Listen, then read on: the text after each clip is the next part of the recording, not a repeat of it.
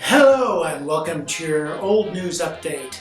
I'm Bud Driscoll and I'm alone again, but I must tell you that I went to visit Izzy Fitz, who's temporarily staying in Nebraska right now, and Izzy's doing very well and he should be back in action within a couple of months or so, and we might even do a live remote with him, so look forward to that.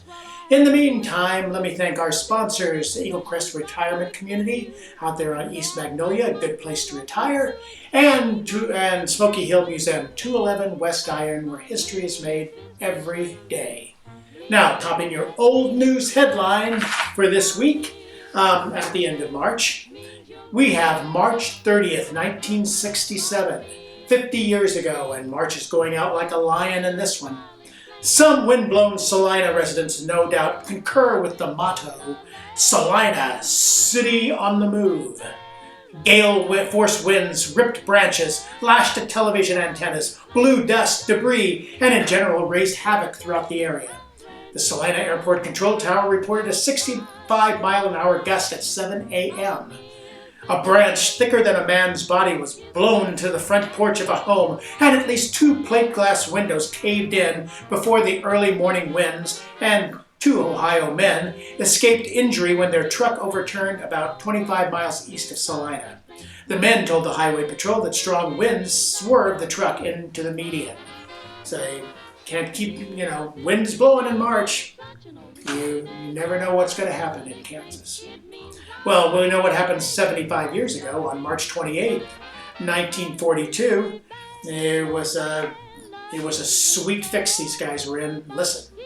Charging that Gus Benz, Salina grocer, struck him in the mouth, fracturing his upper jawbone and knocking out 3 teeth. Dana Campbell, a bottling company representative from Barton, filed suit in district court today against Benz for $4,000 damages. Campbell claims Benz hit him because he had waited on a small boy who came into a store to buy some candy. The petition says Campbell gave a boy who Benz refused to serve a piece of candy. After doing so, Campbell claims that Benz said, "Yes, and after this you can tend to your own D***N business." The petition says Campbell explained his business was making the survey and putting up display racks not in use. That, as he stooped to pick up a display rack, Benz grabbed him by the coat lapels and shirt front, and that Benz struck him in the mouth with his fist. All for giving candy to a baby. Can you believe that? Can't believe it. Now we'll go back 100 years and see if anybody's more civilized back then. On March 28, 1917, more than a score of Salina girls dressed in olive drab skirts, militiamen's hats, and leggings will start an automobile recruiting campaign this week to fill the ranks of Company M, Salina's own militia company, to war strength, if plans now being formulated by Captain Roy Perkins, head of the company, work out. You see, this captain plans 10 automobile parties to consist of a party of feminine recruiting officers, a private from the company, an appropriate mascot, to tour Salina and interview every young man of military age on the enlistment question. 100 men are needed to bring the company up to war strength. So girls, get out there. If you can get a guy into war, I know you can do it.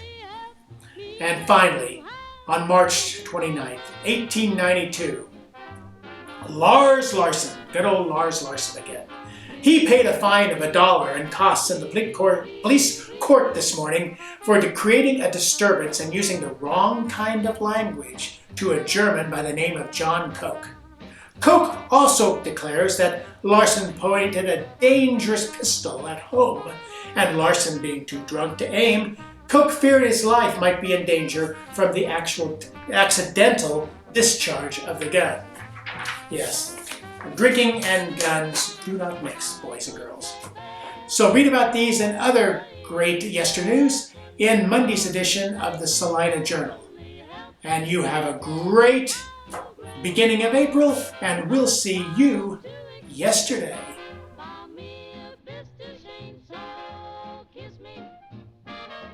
you will understand.